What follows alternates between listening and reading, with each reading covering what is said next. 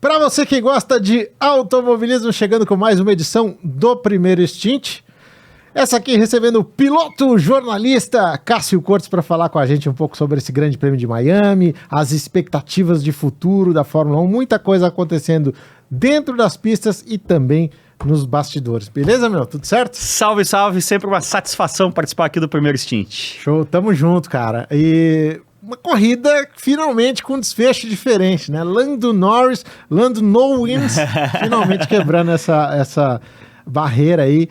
É algo que eu acho que vai acontecer com certa frequência, porque a gente tem corridas agora, calendários com 24 corridas, então passou 5 anos, o cara já fez mais de 100 provas. Sim. Então, eu acho que isso vai acontecer, os pilotos vão demorar mais a chegar no topo ali, a vencer corridas, mas no caso dele especificamente, a gente nota que era um negócio que incomodava, né? Tanto que ele falou, agora eu calei a boca da turma aí. Não, e no caso dele específico ainda tinha uma questão um pouco de azar, né? Porque, assim, a gente tá, hoje em dia, nessa maluquice de rede social, a gente vive, né, em constantes batalhas. E eu vejo muito aqui na torcida brasileira isso em relação ao Leclerc e em relação ao Norris. Essa reputação deles serem... É um negócio que até é difícil traduzir, mas é o choker, né? É o cara que não entrega na hora H, né? O cara que, em bom português, o cara que arrega. Pipoca, ótima, desculpa. Melhor a sua tradução, melhor que a minha. Mas qual é o lance? Eu falo sempre, quantas corridas, 110 GPs o Norris tem? 110 GPs. Em quantas desses GPs ele tinha o melhor carro da Fórmula 1? Nenhuma, né? Zero! Então, se o cara tem 15, 16 pódios, muito mérito dele. 8 segundos lugares, muito mérito dele. Agora, a Fórmula 1... cada vez menos, né, com a confiabilidade, mas ela também tem as corridas malucas, aquelas coisas atípicas que acontecem, e aí o cara tem a chance. O Norris teve 2 chances. Uma, São Pedro jogou a corrida dele no lixo lá na Rússia, em 2021, que era pra ele ter ganho, fez pole, né, ia ser uma primeira vitória maiúscula ali. E outra, aquela história, você como fã de Damon Hill, como eu, né, a vitória do Hill de Jordan em Spa, né, o Hill com o Ralf Schumacher, que era o companheiro de equipe, chegando, acho melhor trazer as crianças pra casa. Que foi o que o Daniel Ricciardo fez. Quem era a McLaren mais rápida naquela vitória do Daniel Ricciardo era o Norris. Então, assim, com um graminha mais de sorte, essa teria sido a terceira vitória dele, né? Sem nunca ter tido o melhor carro. Na entrevista coletiva, eu tava ouvindo ontem, por falta de algo melhor pra fazer, e aí a segunda pergunta, o segundo jornalista já dá no meio. Ele fala assim, e nas últimas voltas lá, passou Sochi na cabeça? E aí ele fala, não, foi uma condição especial, diferente. Mas é isso, aquilo ficou muito pesado para ele, porque foi uma decisão que ele tomou, não foi entrar. Naquele momento dava para ficar. E aí despenca um toró. E tem uma outra coisa que também vale pro Leclerc nesse caso. O Norris e o Leclerc aí, a gente pega, desde 2022. São caras que estão em condições muito marginais de, quem sabe, talvez com um pouco de sorte, 2 ou 3 vezes por ano ameaçar o Max. O que acontece? Esses caras, eles precisam estar comprando risco o tempo inteiro, né? Ou mais risco mais vezes, né? Justamente porque, nossa, alinhou um pouco o planeta aqui, talvez seja essa a chance. Eu vou dar um exemplo do Norris no GP Brasil do ano passado, que eu até me irritei com o Norris ali. Pô, mano, e joga o Max lá pra fora do lago, né? Total. Mas assim, são muito poucas ocasiões. Então, agora para dar um exemplo desse ano, na sprint anterior na China. Que ele fez a pole, o Hamilton esperou, não, vou ficar aqui, eles precisam arriscar, e por isso eles erram mais, porque eles não estão na posição confortável, por mérito total, que ele e Max está nessa posição confortável, mas eles precisam comprar mais risco do que o Max, né? Sim. É muito louco, porque essa falta de combatividade também me chama a atenção. Me chamou a atenção, por exemplo, no Hamilton, lá na China, que o Verstappen chega numa tá meio de saco cheio, né? Não valia nada, dava para fazer um carnavalzinho ali, não fez. Então, realmente, acho que falta um pouco isso, aquela coisa do...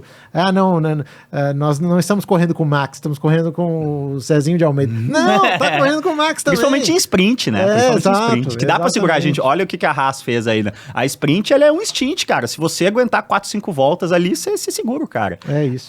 Mas outra coisa muito legal, né? Você percebe 2 coisas. Primeiro, todo mundo gosta de participar, né, de estar presente na primeira vitória de um piloto. É sempre uma coisa... Até nós, jornalistas, nos sentimos...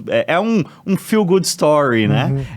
E aí também você mede o quão o cara é querido, né? Você vê como o Norris é um cara muito querido no paddock, né? O próprio Verstappen, assim... óbvio, teorias da conspiração, óbvio que isso não é verdade, mas você quase tem a sensação que o Verstappen deixa o menino ganhar uma, vai, não vou forçar muito. Ele falou, né? Ele falou, se eu tenho de ser batido, que seja pelo Norris. E ele até falou, tamo bem, né? Uma corrida que dá tudo errado, o pneu não tinha gripe, o assoalho foi a P2, não vou reclamar. Mas assim, cumprimentos que eu diria assim, fora da praxe, né? Do Verstappen, do Carlos Sainz, do George Russell, do Hamilton. As pessoas fazendo questão de ir até o Norris cumprimentá-lo. E outra que eu achei muito bonita foi, e você vê bem como o Zac Brown é um cara que montou o negócio de longo prazo e a coisa tá funcionando. O Norris vem, dá o abraço nele, Zac Brown, e logo em seguida o Zac Brown, não, é aquele cara ali que você tem que abraçar, que é o André Stella, né? O diretor técnico. Que chegou pra coordenar a casa. E bacana que eles dedicaram a vitória para o Gil de Ferran também. Muito bonito cara também. Que teve um impacto grande aí na equipe, né? E principalmente nesses jovens pilotos aí no Norris, até no Piastri, trabalhou um pouquinho com ele, mas admitem que tiveram uma relação muito boa e que o Gil contribuiu muito. E legal que a McLaren tenha lembrado do Gil e dedicado essa vitória a ele. Foi realmente um momento muito bacana. Agora, pergunta que não quer calar. Norris venceria sem o safety car?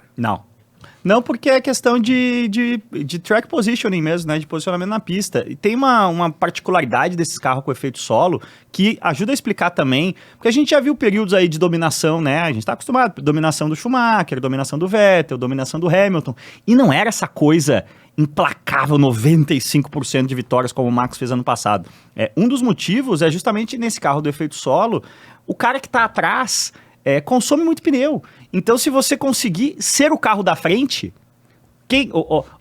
qual era o conjunto mais rápido na pista de Miami? Olha, arrisco dizer que era Lando Norris com a McLaren atualizada. Foi o mais rápido no quali, né? Exato. No Q2. Mas uma vez que no quali ele largou em sexto e ele não conseguiu ser o carro que andava de cara pro vento, ele não ia conseguir, né?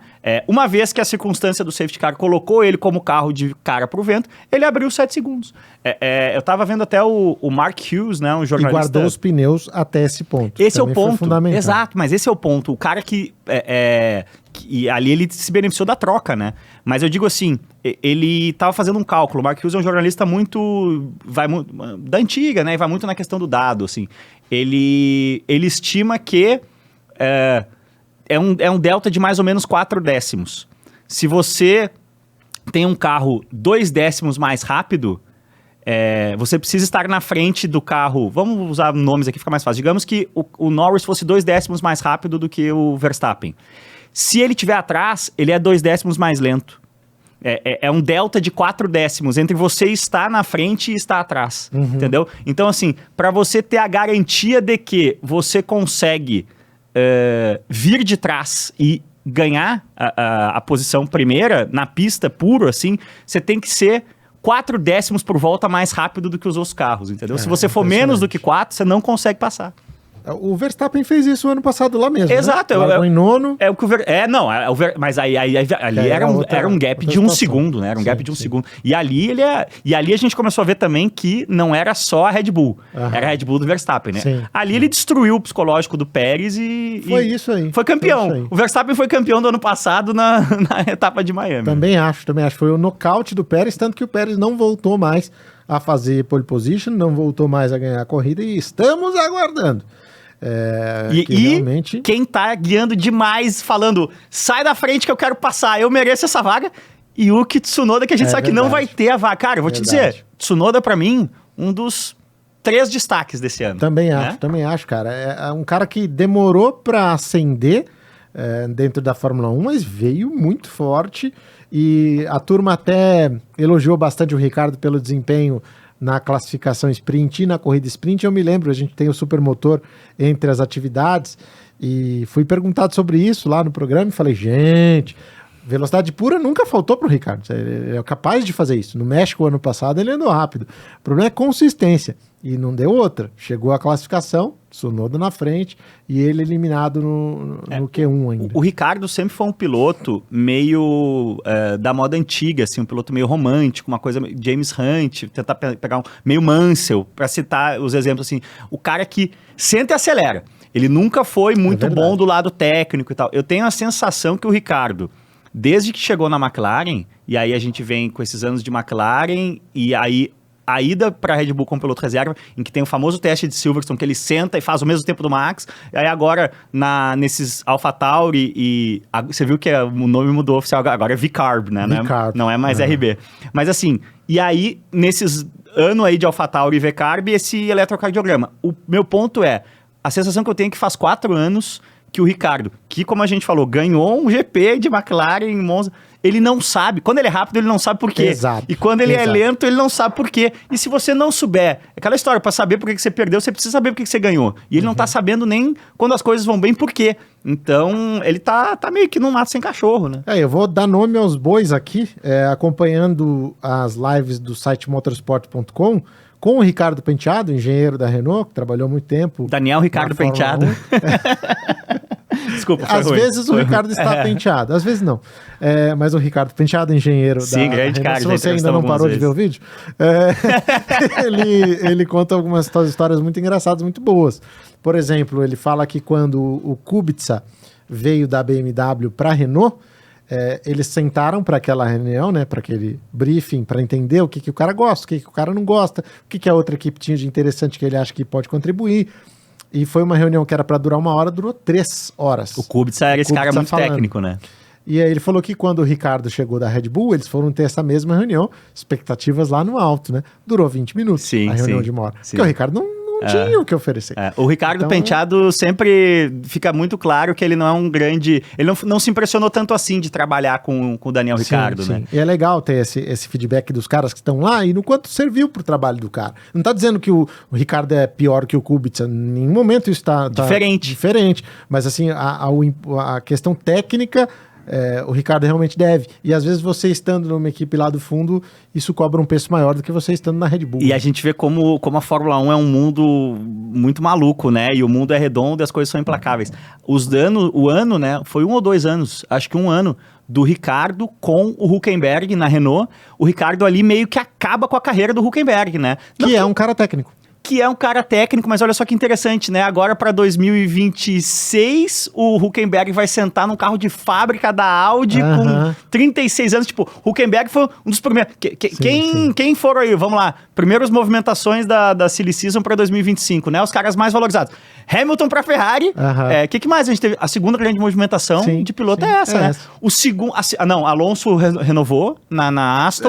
Que foi a frustração, o cara não saiu do lugar, a peça não se mexeu. Mas eu digo, quem imaginaria que em 2024 o Hülkenberg seria um cara que está sendo assinado para 2026 em maio, abril, né? E a cotação dele lá em cima e a cotação do Ricardo, não vou dizer lá embaixo, mas hoje Hülkenberg no mercado de ações de pilotos, que é da Fórmula 1, tá mais cotado que o Ricardo. Vou te falar o que mudou a vida do Hülkenberg, cara. Carnaval no Rio de Janeiro. O ano que ele passou fora da Fórmula 1 e sem atividades, esteve lá no Rio de Janeiro, curtiu o carnaval, nunca mais a vida foi a mesma, só se deu bem dali pra frente. Mas eu vou te dizer conseguiu contrato. Um outro cara que contribuiu muito para o Nico Hülkenberg, Kevin Magnussen. Verdade. Que cara, eu confesso que eu não esperava, assim, a facilidade com que a gente tá vendo já há 1 ano e meio o Hülkenberg dominar o Magnussen, né? O Magnussen que veio de dominar o Mick Schumacher, que tinha dominado o Mazepin, né? Acho que isso também contou um pouco nessa construção do Hulk aí. O Magnussen realmente... E esse acidente com o Logan Sargent, que é discutível, já vi aqui, a culpa de quem e tal, pra mim é 100% do Magnussen. Tá muito claro, a partir do momento que ele não tem mais o espaço, quando ele vai pra outra perna, que vai dar ruim. Tem uma coisa assim que é sempre muito discutível e tem assim, 10 anos atrás a gente olharia para esse acidente e diria, acidente de corrida, né? Os dois não aliviaram if you no longer go for a gap e tudo mais. Mas tem uma coisa, a gente teve um incidente agora, nesse ano do Albon com alguém. Com o Ricardo. Com o Ricardo, né? Tem uma coisa Japão. Que é o seguinte, isso vale pro trânsito na rua. Você tem certeza que o cara tá te vendo? Você tá vindo por fora numa tomada? Cara, eu vou te falar, não foi nenhuma nem duas, foi 5 ou 6 ou 7 vezes que eu já fiz isso em Interlagos. Tipo, você tá descendo a reta oposta e tem um cara saindo do box. E aí você vem e você vê que você vai chegar na freada do lago junto. esse cara que tá vindo do box, ele tem a obrigação total de estar olhando se vem alguém rápido, se vai frear no traçado no lago. Mas o cara sai do box, às vezes mexendo no carro, às vezes é um piloto mais inexperiente, o cara chega ali na frente e te fecha. Você já tô de olho, né? E aí você monta no freio, no meio da reta, ou bem antes da hora, e estraga a sua volta. Mas assim, se eu deixasse o carro ali e batesse, eu estaria certo, né? Mas e no fim estraguei meu carro, entendeu? Então tem essa coisa assim, quem poderia ter... De quem é a culpa é uma coisa... E quem poderia ter evitado é outra. Quem poderia ter evitado, no caso ali do Sargent e Magnussen, era o Magnussen. Tem uma frase muito boa de quando a gente andava de kart, que você se enroscou, acho que com o Rodrigo França, e aí ele veio tirar satisfação com você, daquele jeito dele.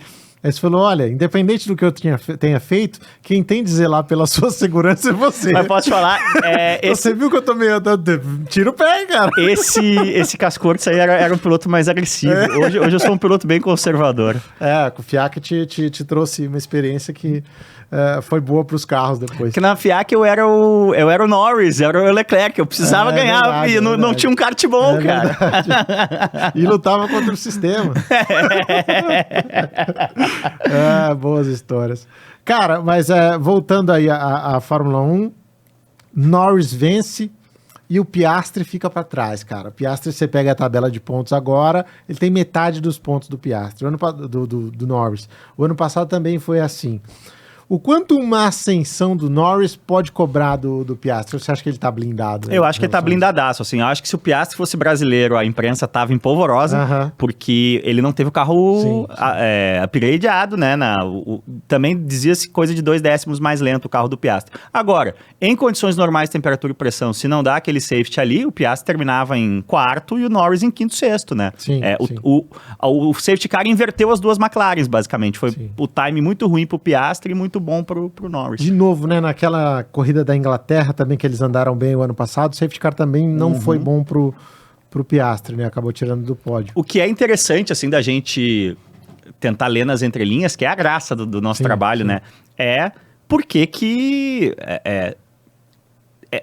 simboliza alguma coisa, como diria o Ronivon, significa o Norris estar com o carro...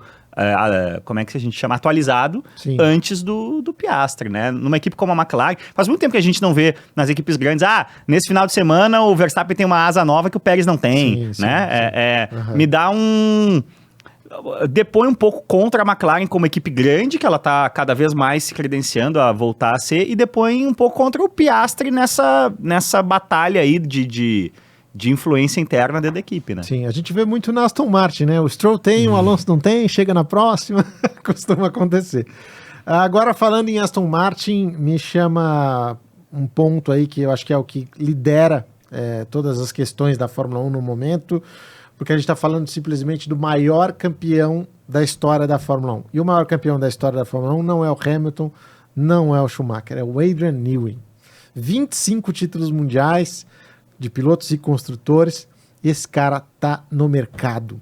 Posso te interromper? Diga. Eu parei para pensar e me dei conta que desde o título do Mansell em 92, que é o primeiro título de um carro primariamente desenhado pelo Adrian Newey, isso faz 33 temporadas. Só 4 coisas aconteceram na Fórmula 1. O carro desenhado pelo Newey foi o campeão, isso aconteceu 14 vezes desses 33. Um carro desenhado pelo Rory Byrne e pelo Ross Brown como coordenador, pilotado por um Schumacher no auge, derrotou em confronto direto o Adrian Newey, isso aconteceu 7 vezes, 2 vezes na Benetton, 5 vezes na Ferrari. O Newey fez o melhor carro, mas o motor dele era uma bomba, e aí ele não conseguiu competir, o motor dele ou quebrava demais, ou realmente não era competitivo. Isso aconteceu 9 vezes, que são os títulos do Alonso na Renault em cima da McLaren do Kimi, que era o melhor carro, mas o motor Mercedes quebrava muito, e os títulos do Hamilton da Mercedes na era híbrida, né? Que toda a relação Red Bull-Renault foi pro vinagre. Lembra? O Newey foi fazer iate. Falou, não quero mais esse negócio aqui. E 4 anos de... peguei uma Jaguar que é uma bomba, transformei numa Red Bull campeão. Levou 4 anos. Então, só essas 4 coisas aconteceram na Fórmula 1 nos últimos 30. O Newey ou ganha, ou é derrotado pelo Schumacher e o Rory Byrne no auge, ou não tem motor, ou pega uma equipe lá de trás e transforma em campeã. Nesse ano, do Kimi Raikkonen, se eu não me engano, com o carro dele, eu não vou me lembrar exatamente qual das temporadas, mas o Kimi estava muito forte e acho que foi na primeira 2005. E tem uma corrida em Nürburgring, Sim. que explode o pneu do Kimi Raikkonen. E eu me lembro que na época eu era assessor de imprensa do Emerson Fittipaldi, e a gente já estava prevendo que o Alonso poderia quebrar o recorde dele, e de precocidade, né, de campeão mais jovem da história.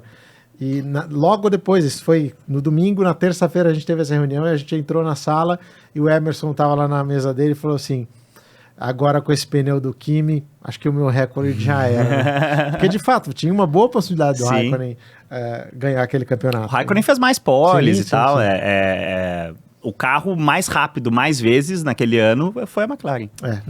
Foi uma disputa realmente em que o Newey se colocou com boas chances aí com esse carro da McLaren. Mas então vamos lá. É esse cara que só aconteceu isso enquanto estávamos nesse período. O cara tá no mercado. E aí? Pelo que você conhece do Newey, pelo que você sabe do perfil dele, é um cara para ir pescar ou é um cara para mirar um novo desafio daqui a pouco? A primeira coisa sobre o Adrian Newey é que ele é um ser humano excêntrico. Então, assim, tudo pode acontecer, inclusive nada. Uhum. Eu sempre conto essa história, que eu entrevistei Adrian Newey pessoalmente na sede da Red Bull, lá em Milton Keynes, num dia em que eu sentei e conversei longamente com Christian Horner, com Mark Webber, trombei com o Sebastian Vettel, que estava lá fazendo um assento novo, e consegui também conversar 3 minutos com o Vettel, e também entrevistei Adrian Newey. Ele sentado no escritório dele, e eu aqui, uma parede no meio, e ele respondendo meus e-mails, cara. Passei o dia inteiro na oficina, falei com o Horner, Webber e Vettel, e o Newey me deu entrevista sem respirar o mesmo ar do mesmo ambiente. A gente sabe, toda a mídia. Desenha tudo a lápis e tudo mais, né? Então, assim, ninguém em sã consciência, o melhor amigo do Newey não pode dizer, não, eu tenho certeza. O que se passa naquela cabeça genial, só ele sabe. Mas eu não vejo o Wade... Primeiro assim, ele conseguiu uma negociação de saída de contrato muito boa, né? O normal, o contrato dele iria até o fim de 25, e aí na Fórmula 1 tem a história do gardening leave, né? Que é a saída de jardinagem. Normalmente o cara que, quando termina o contrato, ele tem, às vezes, 6 meses, às vezes 1 ano de não poder trabalhar para outra equipe. Como essa relação Red Bull e Newey é muito antiga e muito respeitosa, foi feito um acordo que tanto permite a saída do Newey uns 9 meses, só foi dito primeiro trimestre, né, do ano que vem. Então 9 meses antes do fim do contrato, e não oficialmente, mas a gente já vê nos grandes veículos aí de imprensa da Europa que parece que não vai ter o tal do gardening leave, que ele estaria em abril de 2025 apto a trabalhar para outra equipe. Porque também parece que ele vai ser aos poucos desligado das funções na Fórmula 1. Meio que ele já tá. Ele só fica, ele não tá saindo com efeito imediato para terminar o carro de rua, né? E porque isso é uma questão contratual. Olha só que coisa que a gente nem pensa, né? O cara que adiantou uma milha pra Red Bull por esse carro, ele tá comprando o carro do Adrian Newey. Então tem que ficar o Adrian Newey até o fim ali, até a hora que sai o primeiro da fábrica. A apresentação desse carro, se não me engano, tá marcada para julho do ano que vem. Então em abril o trabalho do Newey no carro tá concluído. Se ele estiver livre em abril de 25, ele pode influenciar bastante, não totalmente, mas bastante, o carro de uma nova equipe para 2026, que é um ano de regulamento novo, que vai dar aquela bagunçada. E a gente já viu, quando teve regulamentos novos, que deu aquela grande bagunçada, como o Newey, em 2022 e em 2009, conseguiu fazer carros muito originais e que dominaram. Então todo mundo quer o Newey, né? Eu acho que ele... tá falando, ele tem um barco, né? Um barco que ele projetou, que é dar a volta ao mundo. Esses caras, a cabeça deles é muito intensa, cara. Assim, eu vejo o Newey alugando um motorhome, indo com a mulher pro sul da França por 30 dias. No dia 31, ele já tá... Eu acho que... Eu vejo, assim, 2 cenários que eu acho apostáveis. Um seria o romântico clássico, que seria ele ir pra Ferrari e trabalhar com Hamilton, com a Ferrari, tornar a Ferrari novamente campeã. Outra coisa importante, dinheiro não é... Ele não tá atrás de dinheiro, é um cara já multimilionário. Ele falou isso em entrevista para Sky Sports, que ele já tem o dinheiro para a vida dele, que ele pode escolher onde ele vai fazer e o que ele vai fazer. Aí, como ele é esse cara meio excêntrico, né, a galera fala muito que ele talvez tivesse preguiça de sair da Inglaterra, né? E aí, nesse começo, assim, essa galera que especulou, não, mas ele não quer sair da Inglaterra, então Aston Martin, Mercedes... Não. Um cara como o Newey não vai trabalhar pro Lawrence Stroll. Um cara como o Newey, dizem que tem histórias do passado, ele não gosta muito do Toto Wolff. E essa coisa da máquina corporativa muito grande, assim, não é muito a vibe dele. Eu acho que se ele ficar na Inglaterra, ele faz um projeto pessoal romântico também da Williams, que é a equipe que, ao não dar ações para ele, em 96 para 97, ele... então, se vocês... a gente tinha combinado, se fosse campeão e tal, vocês iam me dar... E, cara, que loucura, né? Devia ser 3% que ele tá pedindo, 5%. Sim. O Patrick Head e o Frank Williams não deram, e ele falou... Tinha treta do Senna no meio, que eles estavam sendo julgados também. Assim, a relação... Isso foi... Eu tava até vendo uma entrevista do Patrick Head esses dias agora, nesse contexto dos 30 anos do Ayrton, e ele fala, cara, a gente tava tão...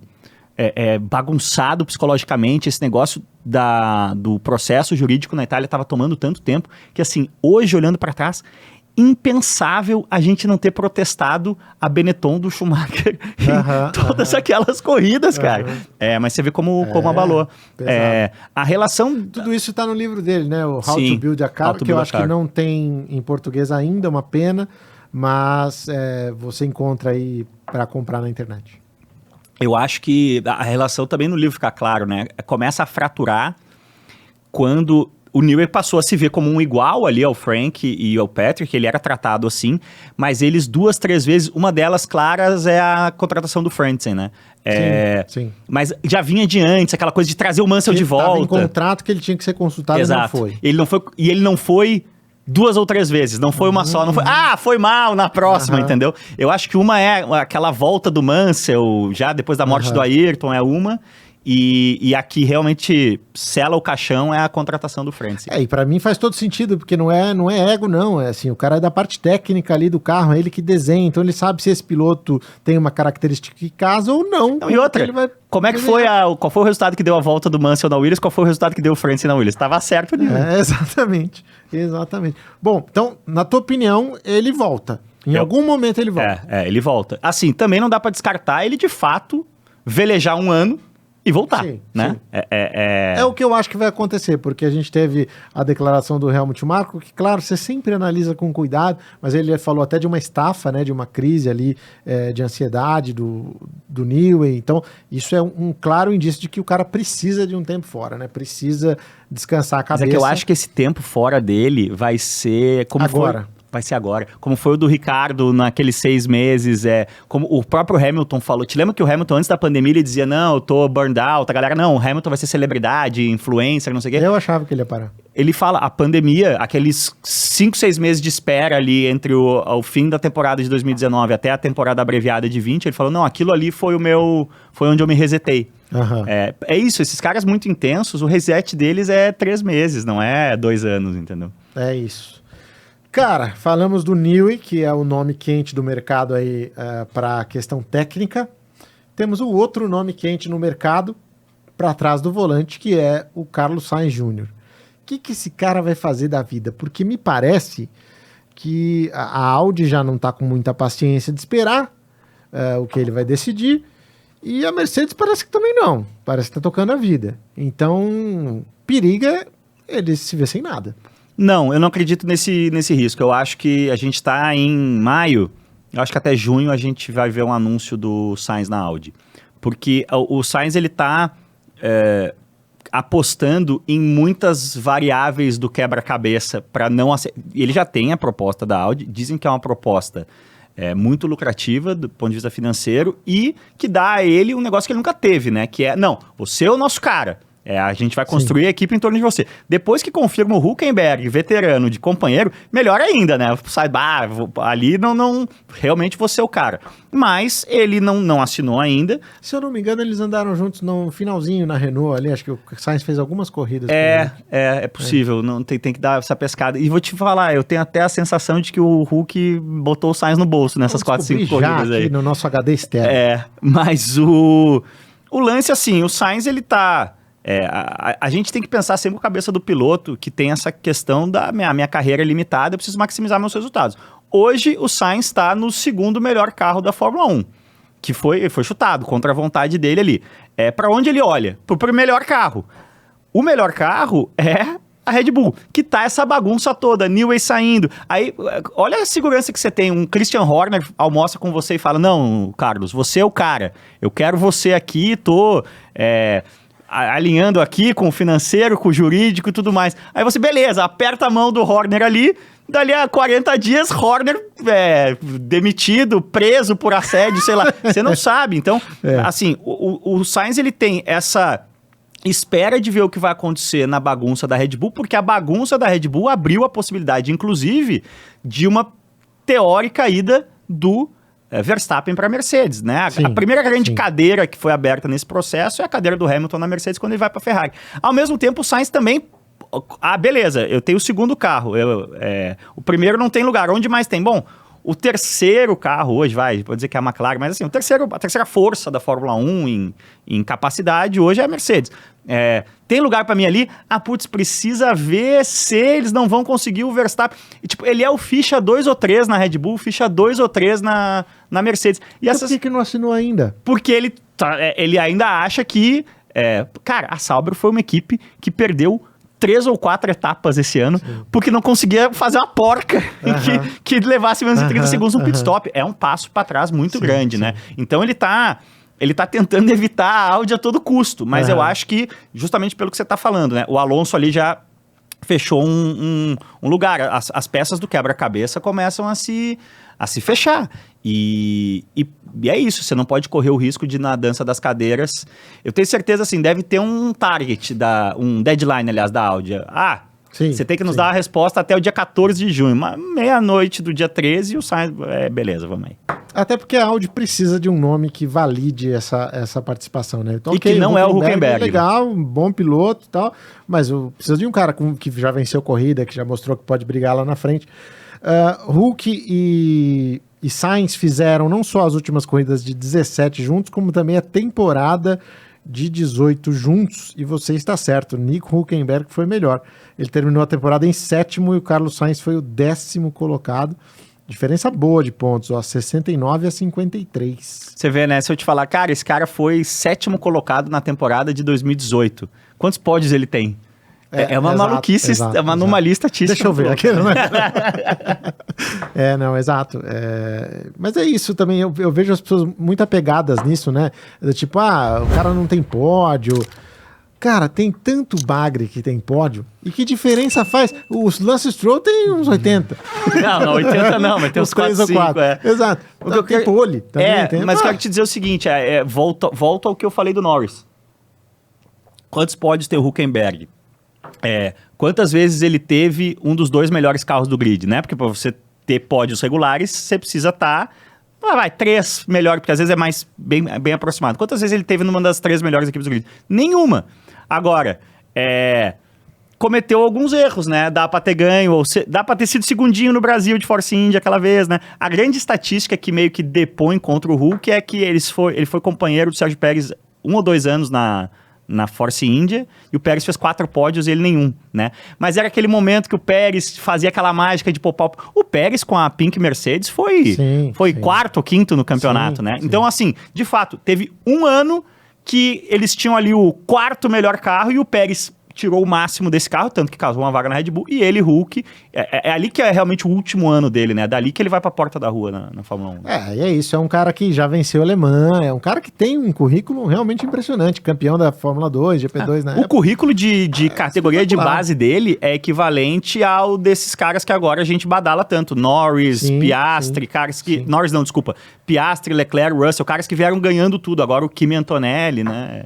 Aliás, e Kimi Antonelli, hein? Vou te falar, confesso que acompanhei pouco, porque não sou o maior entusiasta da Fórmula 4, enfim, italiana. Não acompanha a Fórmula 4 italiana? Acompanho, disputas por obrigação, incríveis. mas algumas vezes, não assisto todas as corridas, então não posso falar com muita propriedade. Mas do que eu vi, do pouco da Fórmula Regional e do que eu vi até aqui na Fórmula 2, desculpa, pode ser um cara muito bom, mas não tem nada do que estão pintando. Assim, o Piastri, pra mim, impressionou muito mais nas categorias de base do que ele. Posso te... Pode. Vou te fazer um paralelo com o futebol. E vou te dizer que exatamente a mesma coisa que você falou agora, eu falei em relação a um cara chamado Hendrick. E aí, o meu melhor amigo de faculdade, empresário de futebol, ele fala, não, você não tá entendendo. Ele tem 15 anos. Ele tem 16 anos. Entendeu? Tudo em relação ao Antonelli não é este cara fez tal coisa, este cara fez tal coisa com 15 anos. E agora com 16. E agora ele tem... Mas o que ele fez? Ele ganhou a Fórmula 4 e a Fórmula Regional. Não, mas isso vem de antes, vem do kart, entendeu? Sim, sim. Uma das coisas, assim, o próprio Lando Norris, né? Cara, o Lando Norris foi um kartista excepcional, campeão mundial e tudo mais. A temporada de Fórmula 2 do Norris, pré-Fórmula 1, cara... O Sete Câmara, tivesse tido, eles eram companheiros de equipe, se o Sete Câmara tivesse tido 2 ou 3 finais de semana com um pouco mais de sorte, ele tinha terminado na frente do Lando. Mas assim, a cotação do Lando dentro do paddock da Fórmula 1, vindo desde o carro, sempre foi muito alta. Sim. O Antonelli é um pouco isso. São coisas que até nem chegam tanto pra nós, assim, sabe? Aquela coisa, assim, o engenheiro do Antonelli no cartódromo de Kerpen. Cara, aqui nunca ninguém tinha virado abaixo de 57,12 na chuva, ele fez 56,7. E aí os managers ficam sabendo. Tem um pouco disso. De fato, assim, justamente porque vem de categorias ainda muito pouco relevantes, não é tão impressionante, assim, o currículo dele no papel. Agora, tem outra coisa também, né?